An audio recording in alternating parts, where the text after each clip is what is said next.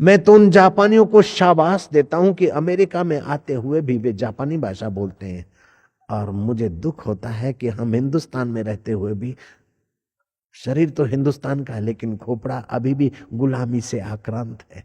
जहाज में हम बैठते हैं तो हमारे ही हिंदी भाषी लोग आपस में अंग्रेजी बोलते हैं, और उनकी अंग्रेजी गलतियों से भरी हुई होती, फिर भी अंग्रेजी बोलने से क्या पता क्या अपने को बड़ा मानते हैं, और अंग्रेजी बोलते बोलते बलात् उनको बीच में हिंदी शब्द रखने पड़ते हैं, कोई उर्दू शब्द ठोकने पड़ते हैं, तो सीधी अपनी शुद्ध भाषा बोलने में अब क्या घाटा है।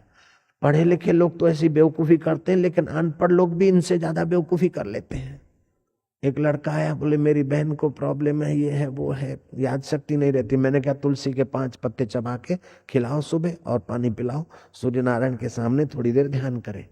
तो बोलता है कि मॉर्निंग में खाने का। मैं क्या मॉर्निंग में नहीं, सुबह को खिलाना।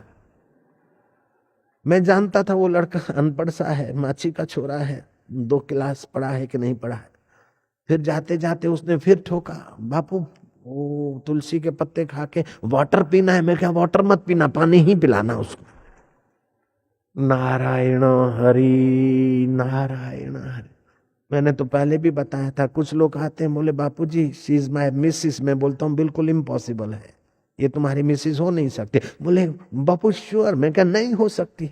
बोलती है Bapu sure he is my husband. मैं क्या नहीं हो सकता है। अगर तुम हस्बैंड और मिसिस होते तो डिस्को करने जाते, चिकन पार्टी करने जाते। तुम तो धर्म पत्नी हो। धर्म पत्नी शब्द कितना पवित्र है, और तुम पतिदेव हो। ये धर्म पत्नी और पतिदेव का लक़ब छोड़कर काहे को भोग्या बनती हो मिसिस और मिस्टर, काहे को परेशानी मोल लेती हो।